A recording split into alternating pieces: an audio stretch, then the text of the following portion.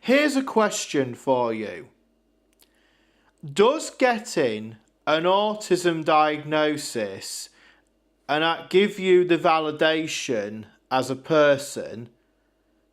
And how do you build a purposeful and intentional life beyond it? Well, that is what we're going to answer.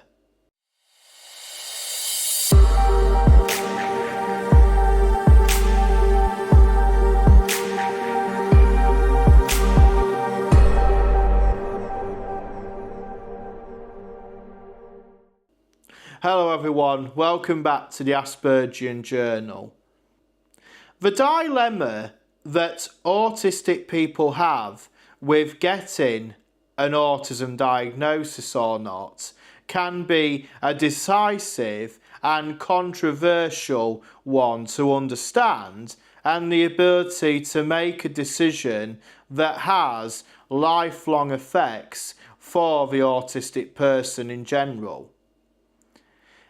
Every autistic person is different in their views of getting a diagnosis or not, but regardless of which way they go about it, it's important for them to understand and realise that life is what you make of it, not what a piece of paper highlights what you already maybe suspected in the first place. Now, before we move on further into this video, I want to highlight straight away that I am not here to tell you that you are right or wrong in seeking or getting an autism diagnosis, because that is your decision for you to make and yours only, and you have to do what works for you. The main purpose of this video is to put the case forward of how autistic people can build fulfilling lives and work towards their dreams beyond getting an autism diagnosis or not. And for me to put my view across, that an autism diagnosis, when it's all said and done, does not really carry the same weight in terms of how you live your life and the decisions that you make in that moving forward as an individual, and that when really it is down to you on how you live it and ensure that it lives to the purposes and that of what you seek to achieve. Every autistic person goes through life from childhood to adulthood and question why are they different from their peers, and how is it harder for them to be able to do things or have certain skills that non-autistic people seem to grasp very easily or they take them for granted. And this can often lead to autistic people to feel insecure about themselves, and it can build up, having a negative mindset that can be based on self-hatred and lack of self-worth if we allow it. This behaviour is really an act of mental self-harm, and it can lead towards masking their autistic traits, and that which is a negative experience for autistic people. And we need to learn how to embrace ourselves truly, regardless if you desperately seek out to get a diagnosis or not. As an autistic child growing up with this sense of disbelief over the original diagnosis of classic autism and moderate learning disabilities that I received when I was 4 years old, I used to question my autistic identity, as it just didn't feel right, and it just turned into this like internal battle with myself and on my own for many years, and that other adversities faced as a child and a teenager only exacerbated those anxious feelings and thoughts even further. Now, I have talked about my autism backstory and that in other videos, and have done newsletters on Substack about this. And most recent video I've done about autism masking and how that impacts autistic people, and that to hide their true self, and that in the face of severe questioning from non-autistic people, and how they have to fit into society even though they feel uncomfortable in doing so. And I also relay my own experiences of how I would mask my autism traits and that when I was growing up, but also eventually built the resilience, but also the determination to not allow my past experiences and other people's adverse opinions towards me to keep me trapped in where I was, and be able to basically unlock myself out of that cage of disbelief, insecurity, and those little voices and that are in your head telling you and that you're not good enough or you'll never amount to much, which is certain sentiments and that I would have received and when I was growing up as a child, especially when I was in an autistic specialist school. But even then, regardless of the adversities and challenges that I faced, I rose above it. I pushed myself out of my comfort zone, and I was determined, from quite a young age, and that I can amount to a lot more than what people said I could.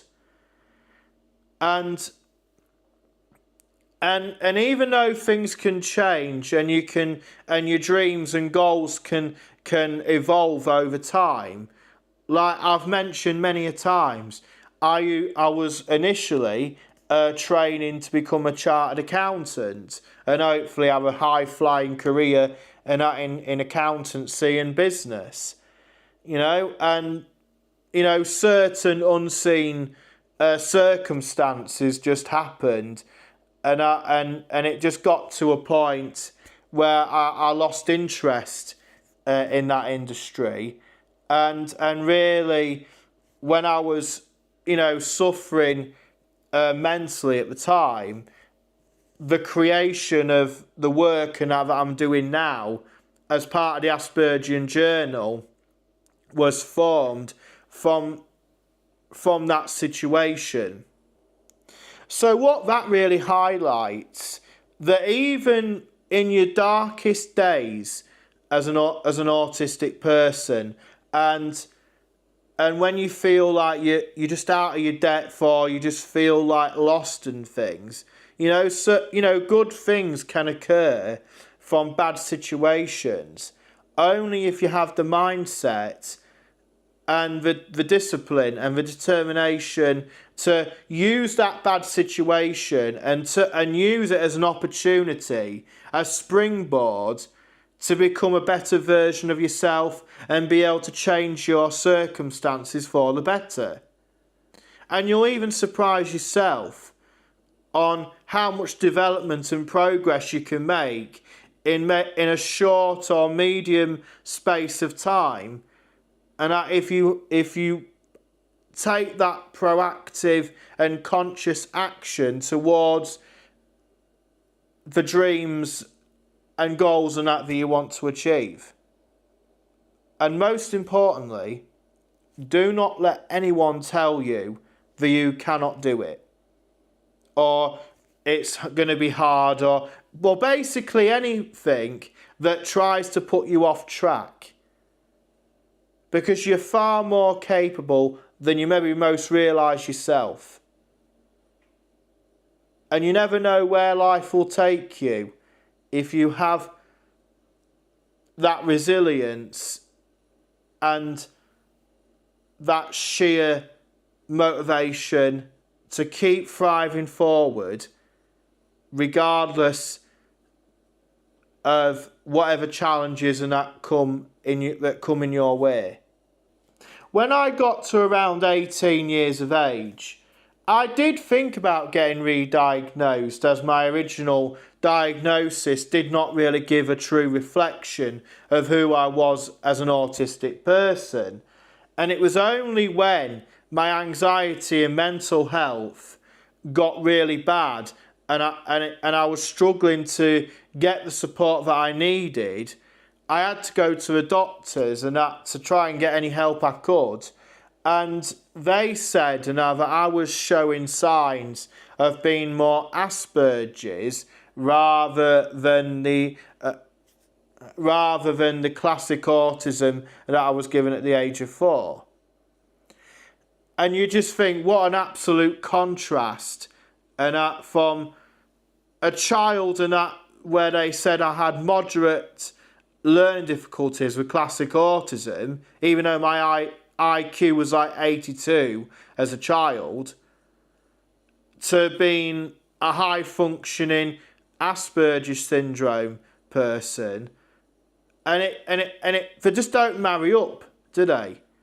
And it just shows that even after many years at that time of research and development and into autism and the spectrum overall, there was still this lack of understanding from doctors and other healthcare professionals, and that still existed. And I'm ashamed to say that lack of understanding still exists quite predominantly, even to this present day. The only evidence that I have to prove that I have got Asperger's is a 15-year-old psychologist report, and that says that I was showing signs of Asperger's syndrome. And this was only done basically to try and get support for my anxiety. And I have got a dyslexia assessment report and that I had done just before I started going to uni, and that to be able to get the support that I needed to be able to do my studies. But even then, that report does not really give a true reflection of who I am, because elements of dyslexia that I have are more relatable to my Asperger's syndrome, rather than it being a separate diagnosis altogether. And then again, I don't like this word of diagnosis, because it just feels like something that has to be cured. And we don't need to be cured as people. We need more acceptance and that from society, but ultimately we need to be more stronger as human beings to be able to stand on our own 2 feet and say enough is enough against the adversities and that we face from society, from people that should know better. And you can achieve things if you have the mindset to do it. I have faith in you, just like you would have faith in me. So it's about embracing who we are as autistic people. And we're all different, even though we might have similarities with certain traits, but we are unique in ourselves. Me as an autistic person, you might not find someone else who's 100% like me, but might have certain similarities. But that's just what makes us the human beings that we are. And we need to respect ourselves and one another for it, and to support one another. Because there's not a lot of people in this world that have got our backs. So if we can't support one another, then who can we rely on? As I went through my teenager years, I did think about getting a diagnosis or an assessment redone to be able to give my autism a sense of identity and be able to have something to answer the many questions that I had growing up. But I just never got round to it because I just maybe forgot about it, or things and that were just things that just preoccupied my time. And as I got older, I started to realise the less significance of it, and I came round to this idea that I don't need a diagnosis or a piece of paper to tell me what I already know.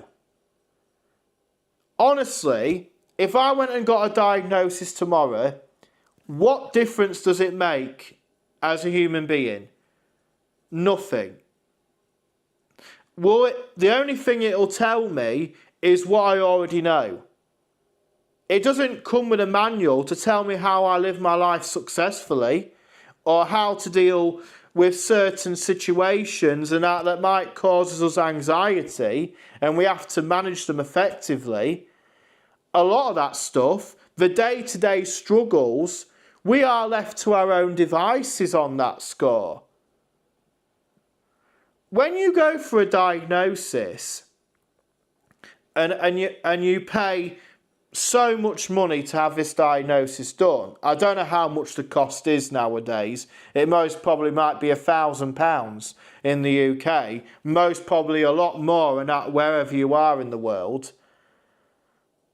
But all you are is just another number, a statistic, and that they can put on their records. And then when it comes to like big charities like the National Autistic Society and many others, they can use that research and that to make themselves look good about how the development of autism or the understanding of it is becoming better. But that's nothing compared to the day-to-day struggles that every autistic person maybe struggles with. And it can be as diverse as anything. You know, what one person maybe struggles with on a day-to-day basis might be something different for another. And never allow anyone tell you that you aren't good enough, or the world will never appreciate the gifts and that you give. Everyone has a gift and that they can share with the world. It's just that a lot of people struggle to find that gift and be able to utilise it, and how it can benefit not only themselves but also others. I'd like to think that with my experiences and the wisdom and that I have, and that for someone who's in their early 30s, I'd like to think that I'm in a good place to become a leading and inspiring voice for people on the autistic spectrum, and be able to be an advocate for the autistic community, will showcase and highlight the goodness that autism can bring to the world, rather than allowing these high professional people in society who just dictate about where we can and where we can't go in life, and all they like to do is just put us in a box and forget about us, which they currently do, and they have done for many years. I would not want to give those kind of people the satisfaction. Let them get on with it. And I would advise you to have the same attitude on that score. According to the World Health Organization, It is estimated that 1 in 100 people globally are on the autistic spectrum, and boys are 4 times more likely to be autistic than girls. However, as autistic girls and women are often misdiagnosed because they mask their autism traits far more effectively than men do, I can imagine that the ratio between boys and girls in terms of them being autistic, I think is more near enough equal. And in the UK, 1 in every 57 children are diagnosed with autism, and that there is approximately 700,000 people in the UK that are classed as autistic.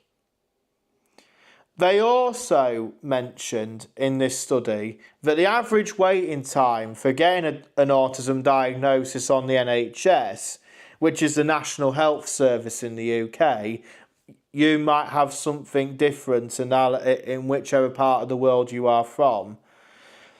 But in the UK, you can be waiting up to 2 years to get a diagnosis, as many older people who get a diagnosis make up for the majority of the number of diagnoses that are given every year. But despite these statistics, what I have found as an autistic person over the years is the conformality of the number of autistic people there are in the world are far higher than what information or research and that tells us. I mean, when they say that there is like 1 in 100 people are autistic, in reality, that ratio is more like 1 in 25. And as I've mentioned, when you go to these places that offer these assessments, it's just another way of them making money. It doesn't consider the needs, your needs and challenges that you've had to navigate in life, and help you develop the strategies to manage and overcome many aspects of your autism that can hold you back. And as I've mentioned many times and in previous videos, it's about building this balance between being able to develop yourself to become a more independent and fulfilled autistic person, whilst not forgetting or neglecting yourself and the person of who you are. And that every ounce of development that you make in life has to benefit you and you only. And do not do it for other people's benefit, because all you'll do is end up living a life of misery and just leaves you in this anxious state of despair that you just really would love to get yourself out of. So you get this fresh diagnosis on a piece of paper that confirms what you already suspected, and then the questions come into your mind. Where do I go from here? Or now what? Which leaves you wondering, was it really worth getting, and most probably leaves getting the diagnosis, and it most probably leaves you with more questions than answers? That's the question that only you individually can provide an answer for, and it's different for every autistic person. As I highlighted at the beginning of this video, getting a diagnosis or not is your decision, and I can't make it for you, nor would I want to, because even though I am sharing my experiences and my viewpoints and on various topics about autism, but at the end of the day, it's down to you if you take it on board or not, and you have to do what works for you. Now, there are many pros and cons of getting an autism diagnosis. So the pros might be gaining understanding and clarity for oneself and their autistic traits. Hopefully, it can provide answers to lifelong challenges and differences that one has had with their autism, and they feel like they need something that gives them that clarity of why do they act in that way, or have those thinking processes of how they interact with certain situations and how they behave as a result of it. It might be necessary to get a diagnosis and to get access to support and accommodations for healthcare and in teaching environments. Now, I know that when I was a child, to get the support that I needed when I was put into mainstream schooling, I needed a statement from the autism specialist school of what accommodations and that would I need, or reasonable adjustments would I need, and that to be able to transition from that setting into mainstream schooling. Regardless of what adjustments and that they put in place, a lot of the time you have to work out how you deal with situations as you go along. Doesn't matter how much preparation you make, there's always going to be something in that off-kilters the original plan that you had or how you approach things. Sometimes it's about having that adaptability to be able to manage situations effectively and not allow your emotions to go into overdrive. Now, I know to a lot of autistic people that is hard, and I've been there myself, and I still have that little bit of a tendency even to this day.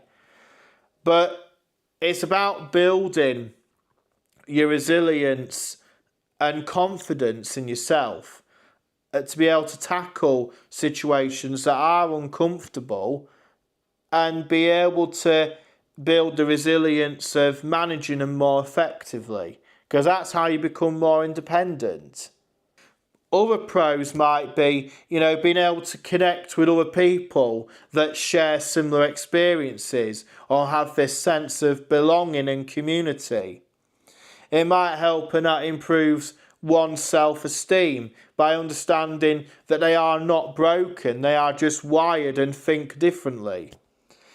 It might help or guide autistic people in terms of their choices of which working environments that they'd like to work in, how they develop relationships and friendships with others, and what kind of lifestyle that fits their needs and values.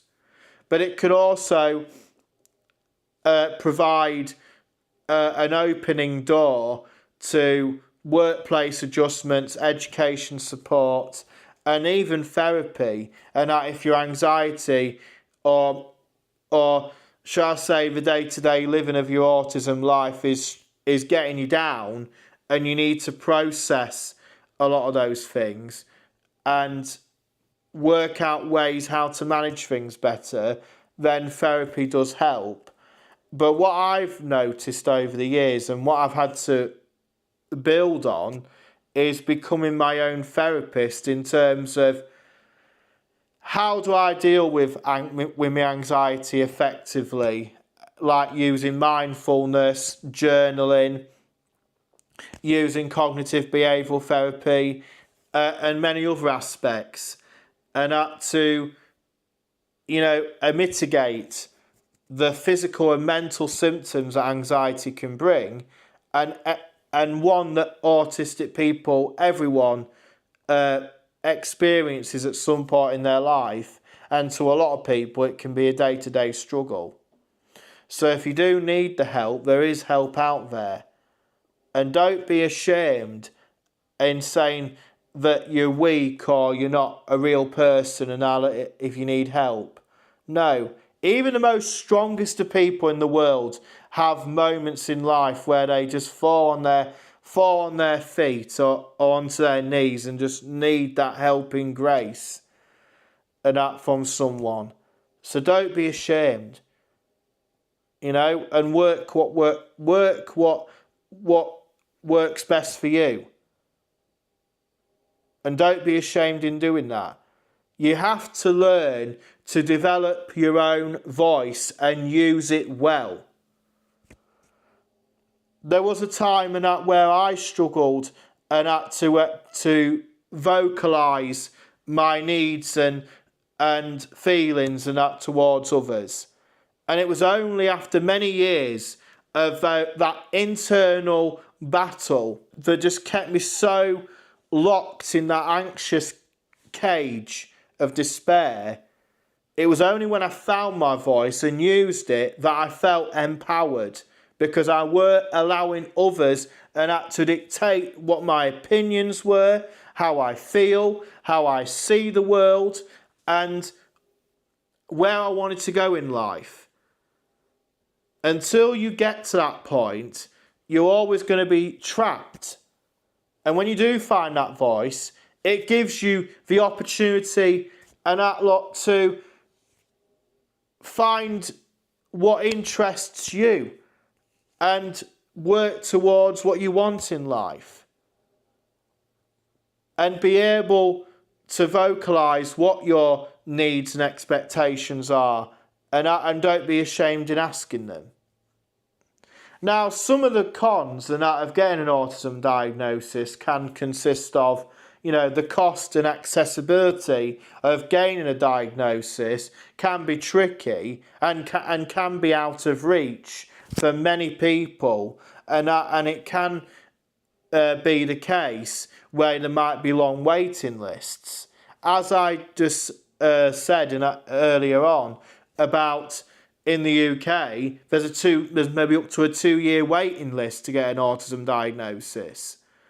So unless you are prepared to go private, which then costs more money, which can be out of the question for a lot of people.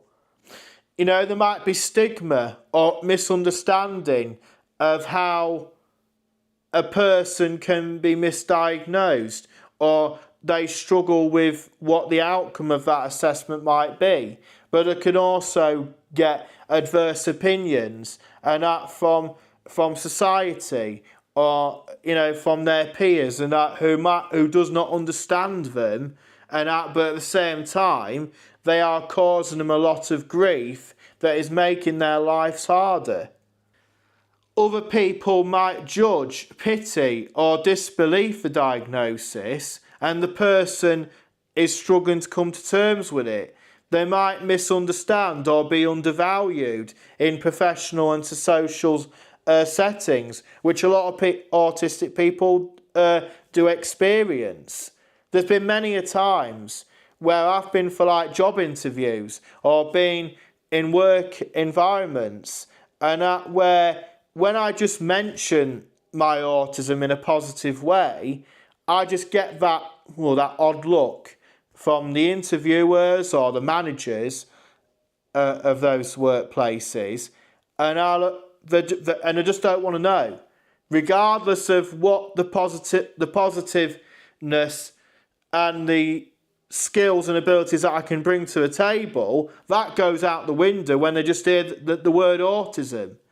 Now that, in some ways, is indirect discrimination. And I know a lot of autistic people have experienced that, myself included. And sometimes it's a battle that we have to continue fighting and never give up. And always remember, don't be ashamed of who you are. Stand up for what you know is right against what is wrong. Even if they're in the wrong, just let them get on with it. Whatever their opinions are towards you is not a reflection of who you are as a person. Other cons might be, grieving for the lost time of where they were questioning those misdiagnoses, and where do you go from here? A formal diagnosis will become part of your medical record, and you feel like you've been defined by your diagnosis rather than your individuality. And there can also be limiting application of how an autistic person live their life in the face of a diagnosis, and that which doesn't come with a manual, and you have to work out as you go along. So when it's all said and done, you know, an autism diagnosis is just exactly that. It's a piece of paper that tells you what you already knew. But the real key struggle, but the key component of how you live your life moving forward is, you know, how do you build that self-acceptance and self-confidence within yourself as an autistic person, and to not allow, you know, whatever's happened in the past and that get to you or define you moving forward. The only way that I was able to move away from the notion of having to get a diagnosis to get into a place of where I was at peace with myself and just strive forward in the things that I wanted, you know, that comes from a place of self-acceptance and self-confidence and being at peace with yourself. Now, I'm not saying it was an easy thing to do, and it took me many years to master that ability, you know, to be able to put, you know, forgive yourself for what happened in the past and move and just focus on the here and now and live your best life as best you can based on your terms and whatever goals and dreams you have. It's not an easy thing, but it is possible. And there is some recommendations and that I have that can help you along the way of becoming more self-accepting and self-confidence in yourself as an autistic person. Number 1, reframe and embrace your autistic identity.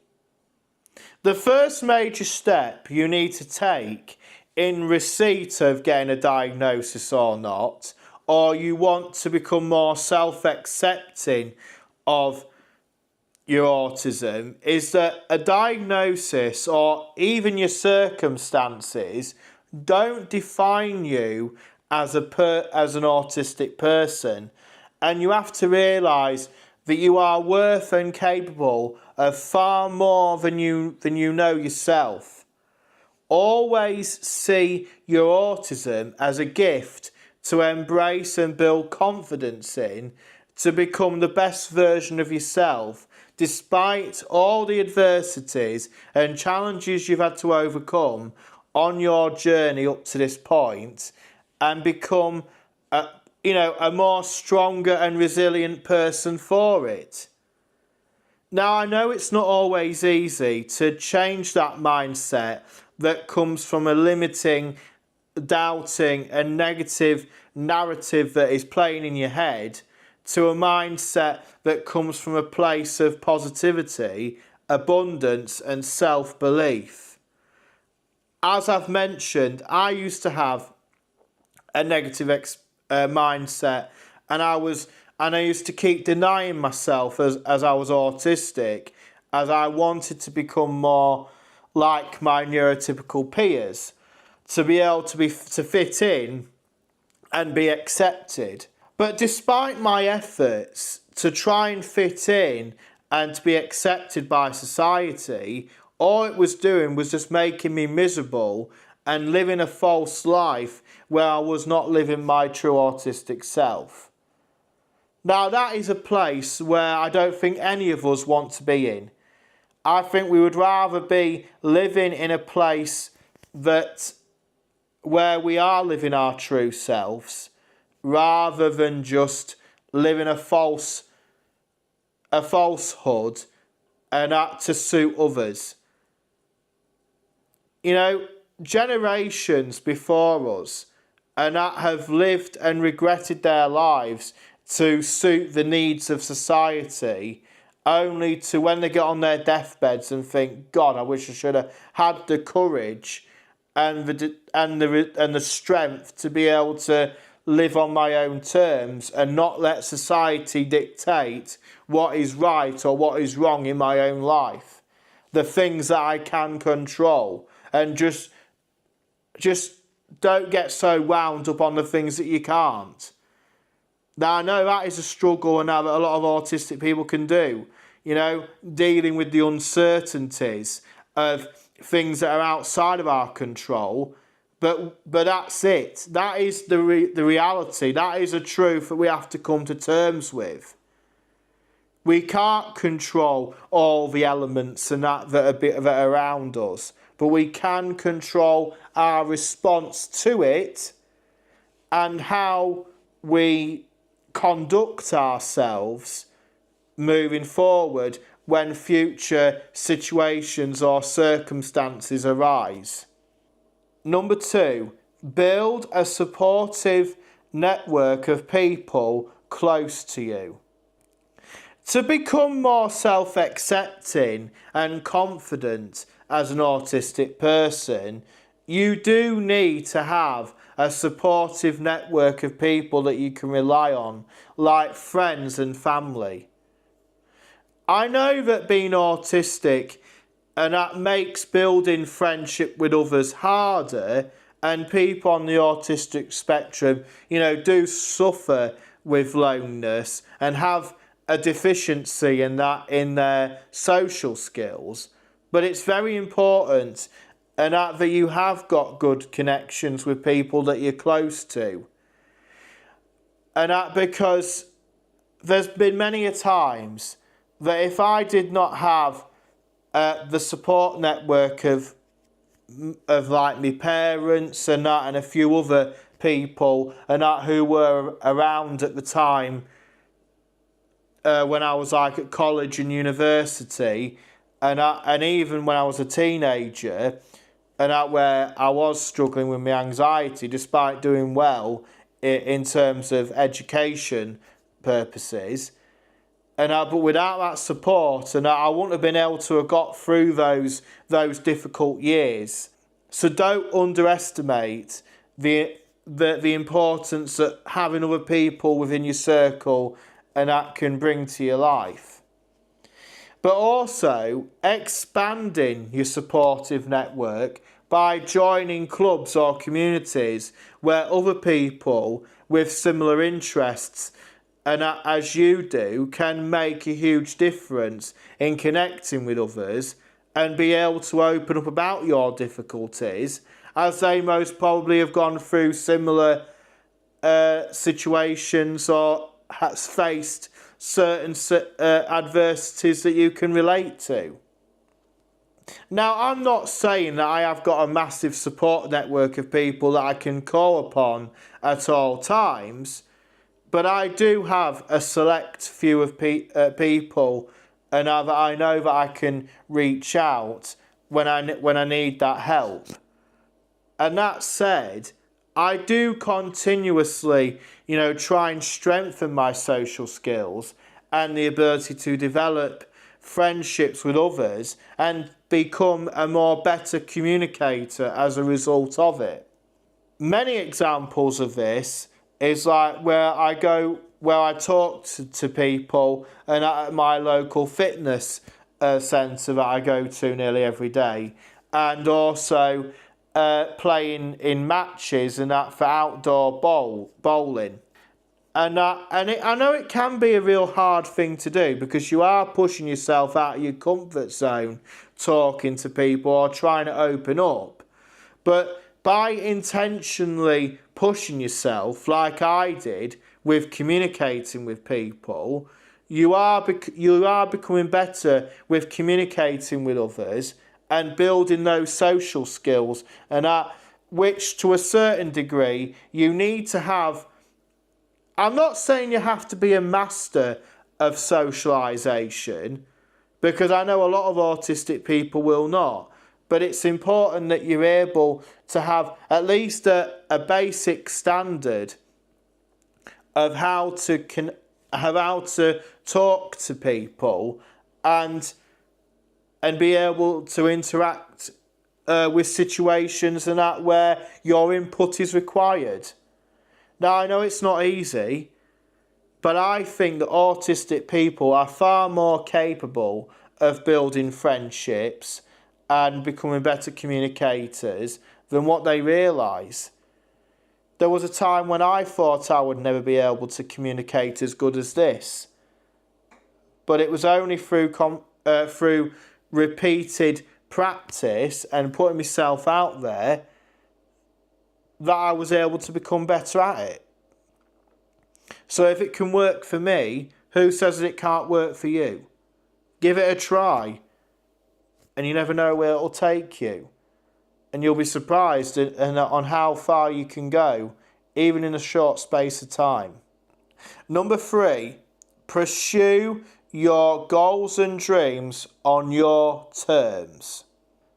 It's very important that you pursue the goals and dreams that brings you joy and fulfillment to your life, and also can provide opportunities to grow and develop your abilities and expertise in certain subjects and skill sets that could be used and to create your own business, or be able to identify a career path and that suits your special interests. Now, I have done a newsletter and a video about special interests and how they can influence an autistic person's career choice, or hopefully they could be able to make money from their skill sets and expertise, and bring enjoyment into their life and happiness, which is very important. As autistic people are far likely to be unemployed than neurotypical people are, sometimes, the question does arise that is self-employment the right route for autistic people?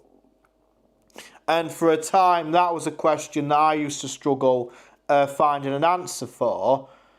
But I feel, as someone that's always known my own mind, and I've never liked to conform and act to a universal way of thinking that you most probably find in a lot of corporate working environments, and most probably being seen as an outsider in a lot of times. I feel that working towards becoming my own boss and having my own thing where I feel that I can deliver a true impact for the mission that I'm doing with the Aspergian Journal, I feel like, my interest or my knowledge and that can be utilised and that to a great effect.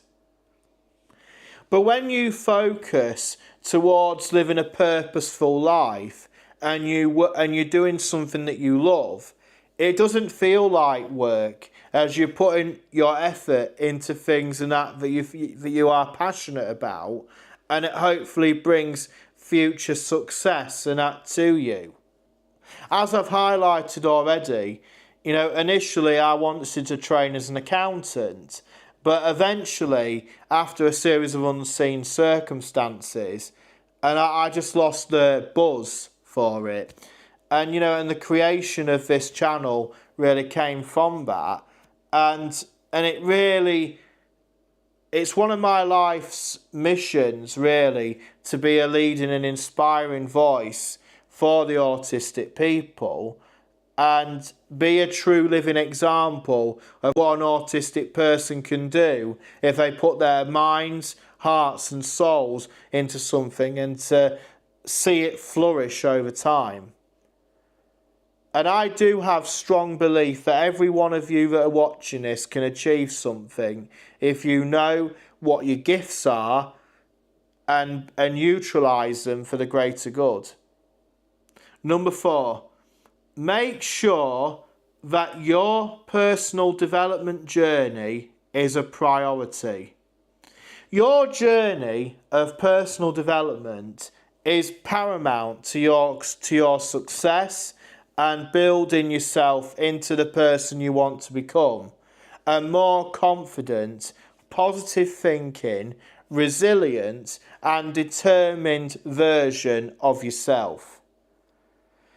You can use a wide variety of different exercises like writing in a journal or carrying out or doing mindfulness exercises that can help you identify what are your strengths and weaknesses, so you can show gratitude and praise for the progress you have made so far in life up to this point, and find ways on overcoming the things that you find challenging or you lack confidence in. As I used to question my autism as a child, and that which just added the unwanted stress and pressure onto myself, I would write in a journal of creating a visual record of all the qualities that I have and the things I am most grateful for, as well as identifying the areas of life that I need to improve on to make them better. When it comes to an autism diagnosis, I accepted my flaws a long time ago, and I've got to a place of where I'm at peace, and I don't to the point where a diagnosis has become irrelevant, and I'm working towards becoming that 1% better every day, which will compound into great progress over time. And that is something that you need to do as well. Focus on becoming that 1% better every single day, and as you move forward in life, and never apologise for what you want out of life, and live it your truest and conscious self. And don't let anyone deter you from that path.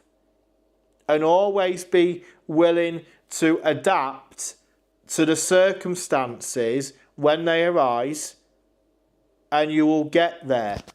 Believe me, you'll get there if you have the focus of what you want to achieve, and having the determination and the other great personal qualities that will get you there.